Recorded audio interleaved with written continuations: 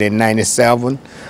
We have 3 locations in Nashville. 2 of them are located in public housing. The Casey Homes in East Nashville and Tony Sudicum Homes in South Nashville. We do free HIV testing.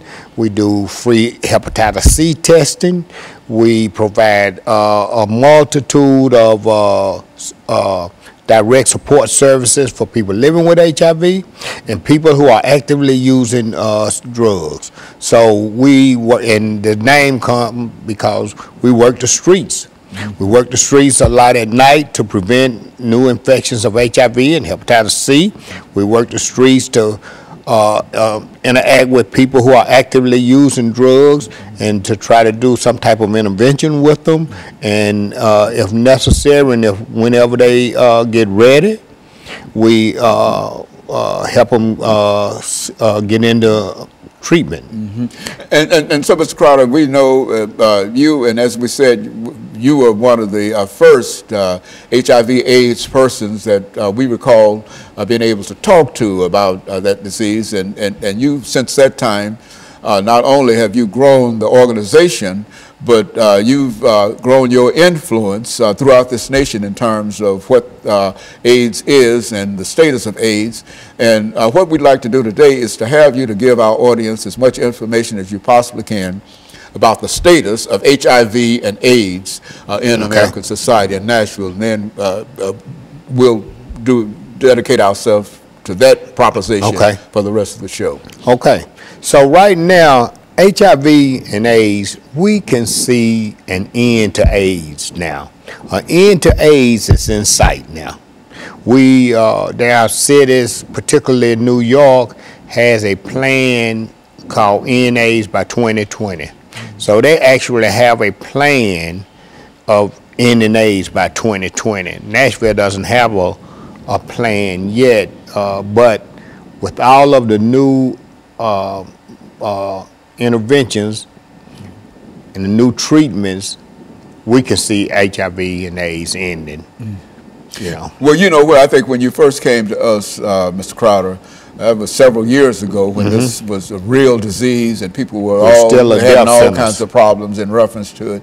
It's strange that you can now say that within the next 4 years, because I think at one time we thought that this would be something that would be with us forever and ever, but you mean that the technology and the drugs and et cetera have come to such a point that we can talk in a real sense and be serious about saying that 4 or 5 years from now we might see the last person to be afflicted with this disease. Yeah, an end is in sight. I can't say that realistically 5 years is going to be the end of it, but we do know that the end is in sight. That it's not forever, as we thought for at one time. Yes.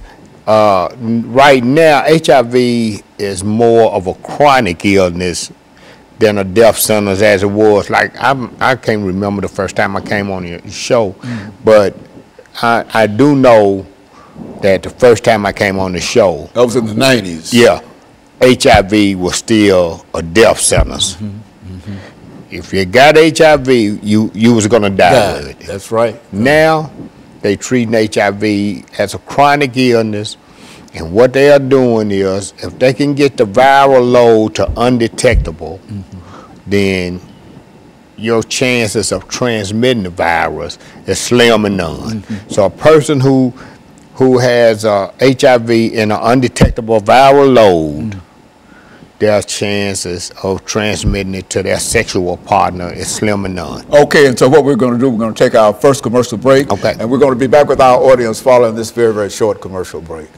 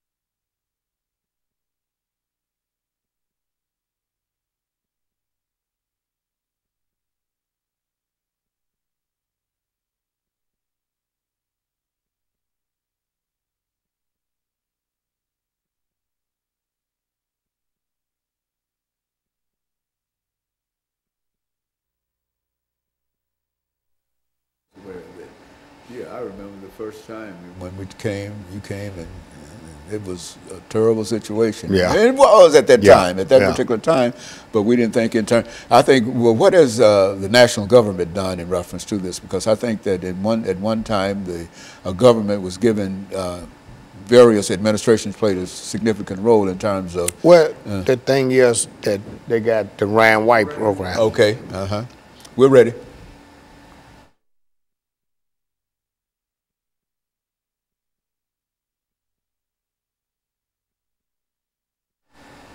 Thank you and welcome back to the second segment of the show for today. We're talking to Mr. Ron Crowder, and he's given us some information in reference to the status of HIV and AIDS in Nashville. And Mr. Crowder, I would imagine when we talk about the status of HIV and AIDS in Nashville, we can generally say the same thing in reference to that if this is current in Nashville, that this is probably the same situation everywhere. That's why we wanted to approach it from that perspective. Well, Nashville is a little unique in that, number one, we're in the South. Right now, it's approximately 21,000 people living with HIV in the city. About 200 people get infected each year. While HIV in Nashville is down by approximately 30%, and it has been over the last 4 or 5 years. We still are the 22nd city, number 22 in the United States with the highest HIV rate. And that's due to poverty, being in the South, lack of education, lack of appropriate health care. That's a lot of many reasons. Drug use. And drug use is a good segue for what I need to say now. Right now, although needle exchange is not legal in Nashville, we know that needle exchange reduce HIV rates in the injection drug use population. So street works, you know, we just have to be proactive on that front. So we do provide sterile syringes for people who are actively using. While we don't condone drug use, we do know that they're going to use drugs whether they have clean needles or not. So in order to reduce HIV infection rates, we provide sterile syringes for people who are actively using, but we also offer them information and try to help them move to get into drug treatment. And we do that. Also the same thing with hepatitis C. We have probably 50 or 60% hepatitis C positivity rate in our testing. Now, what do you mean when you say HIV and this? You've got another disease that you hepatitis C. Hepatitis C. Now, what is that all about? Hepatitis C is a disease that affects the liver.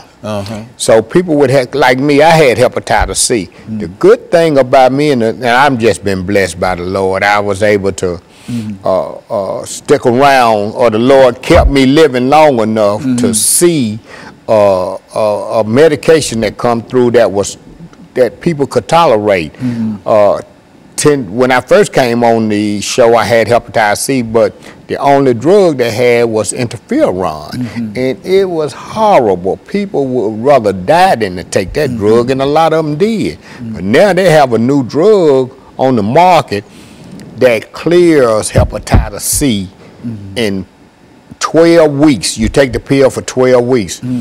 Granted, I'm still blessed because I'm a veteran, but the pill cost, that 12-week supply of that drug cost $96,000. But because I'm a veteran, I was able to get it. And a lot of people is able to get it too. One way or the other.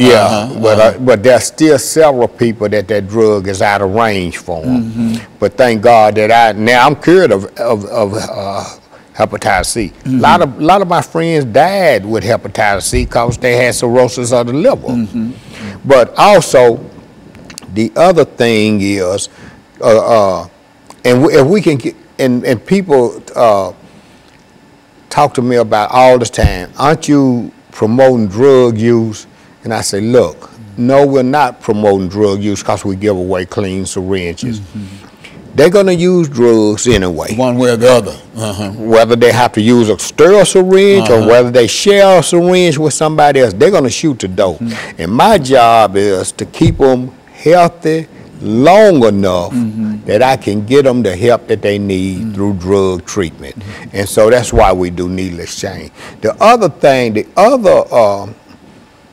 and I was going to say, yeah, Nashville is the 22nd, number 22 in the country for HIV infection. We have approximately, I said, 21,000 people. The other thing is what's the reason we can see the end of AIDS is because they have a new intervention called PrEP, P-R-E-P, and that's pre-exposure prophylaxis.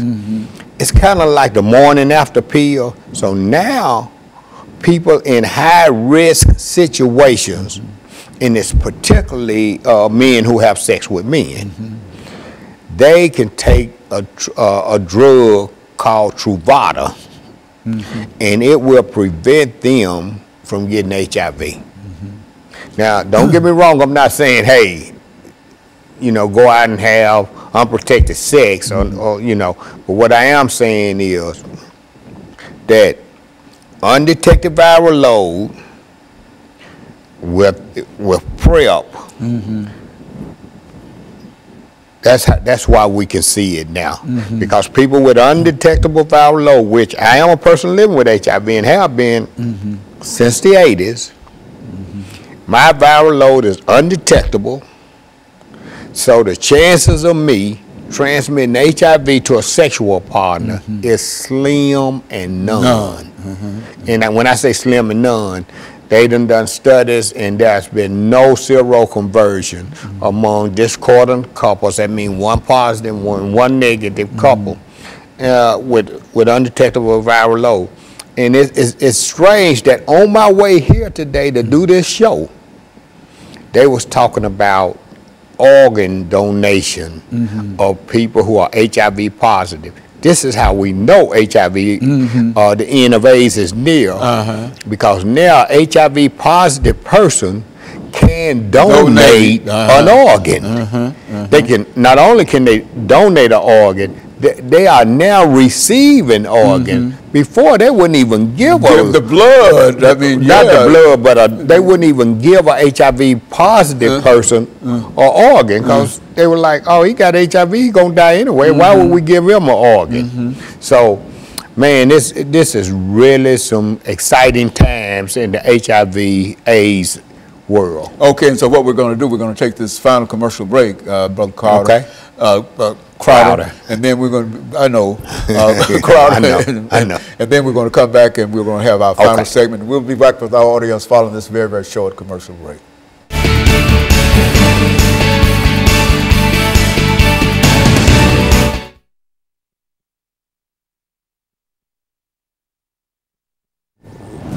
All of the conversations that we had with it, you used to be moaning and groaning in reference to it, and telling people this and whatever, and et cetera. And then you come in and announce today that we're moving toward within the next few years. And, I thought it was an eternal kind of thing. Yeah. It was. It was then.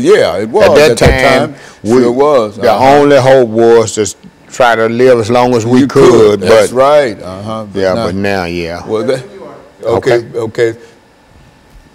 Okay.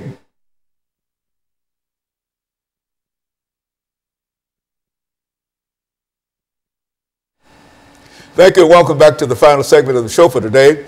We're talking to Mr. Ron Crowder, and he's giving us some information in reference to the status of HIV and AIDS in Nashville. And I think I must say up front, Mr. Crowder, that the information that you are reporting today is very, very positive and well hoped for information, because I can remember when you came to me and dealing with the same kind of situation, and it was moaning and groaning, not only in reference to what happened in Nashville, but all over the world, in a real sense. And now you're telling us that there's a possibility that we might see the end of AIDS within the next half decade or so. Yes. Go on, talk about it from that perspective. Yeah, Dr. Haney, you're right. You're absolutely right.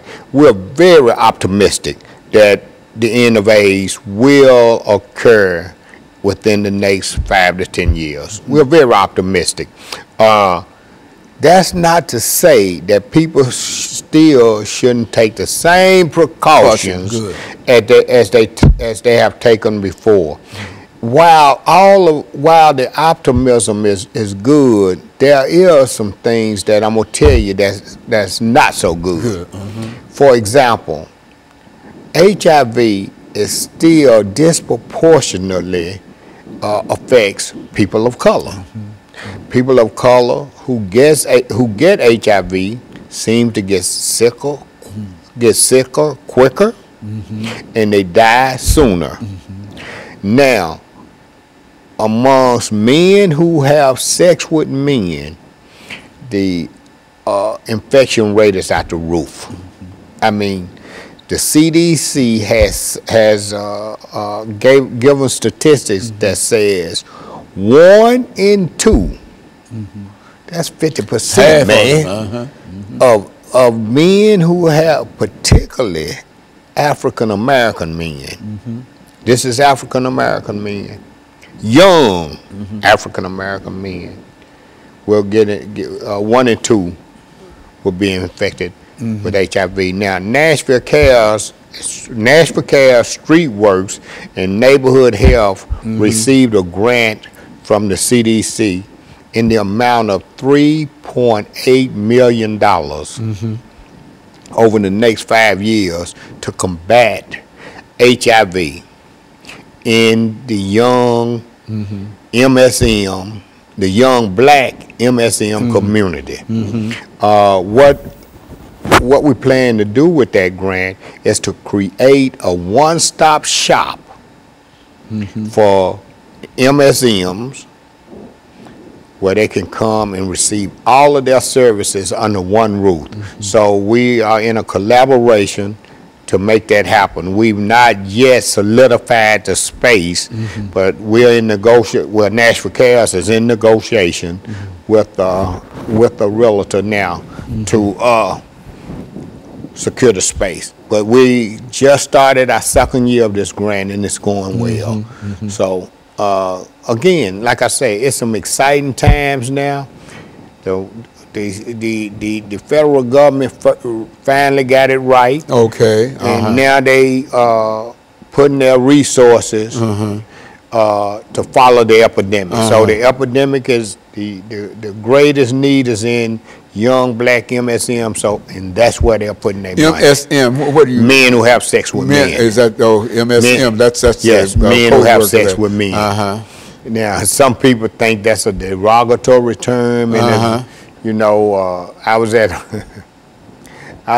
just left a conference in Florida, the United States Conference on AIDS, and they was using gay and that other word we used to use a long time ago. I think those words are derogatory, queer, gay, and all of that. But apparently, in other cities, they think MSM is derogatory. I mean, you know. But it's a matter of what you call it. But in a real sense, the disease itself, it has been mitigated in a real sense to such a point that. It is possible to think about the end of HIV and AIDS. We see it. It's in sight. It's really in sight. Yeah, well, that's one of the most encouraging things that I've heard about it. I didn't know that. You know, I think it's been a long time since we had a chance to talk to you about it. But the very thought of being able to end it, and this is not only for Nashville, we're talking about all over the world. Absolutely. See? And I understand it has been a tremendous problem in some parts of Africa, for example, and other parts of the world.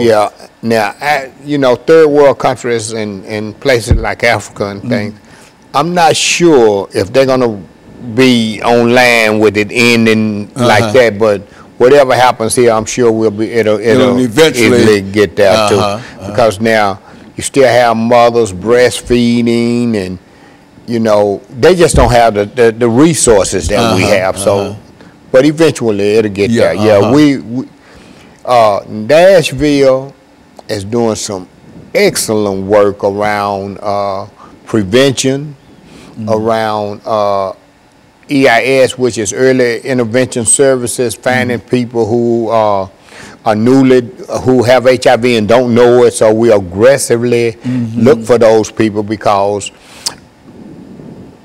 probably, I don't know the percentage right off the top of my head, but most of all new infections occur amongst people who have HIV and don't know that they have it. So the key to ending HIV also lies in finding those people who are HIV positive and don't know that they're HIV positive.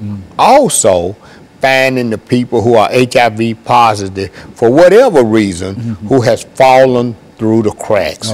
So what we need to do is find all of those people, get them into treatment, get them treated where their viral load will be undetected and they won't be at risk of transmitting the virus to other people. And so that's what we're trying to do. And then you can say that you've defeated HIV and absolutely, AIDS. Absolutely. And I tell you, this is a real optimistic report for me to hear, because everything that we've said up until this point has always been doom and gloom in reference to it. And are you sure that a lot of folks understand that? Because I think that there are a large... Well, it's still people, because just like you didn't know, imagine how many other people don't know. Imagine how, man, we still got people stuck. If you don't have in contact and know about the disease and discuss it, and etc., there's no way that you might know it, and you might have some information from long back, and that information no longer applies. Is that... That is correct. That's a good statement.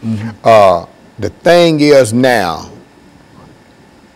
early detection and early treatment. The sooner we can get them detected, as soon as we can detect the disease, the sooner we can get them into a treatment. That's the key. That is the key to ending this epidemic. Well, Mr. Crowder, let me say, we've got about a minute and a half to go here.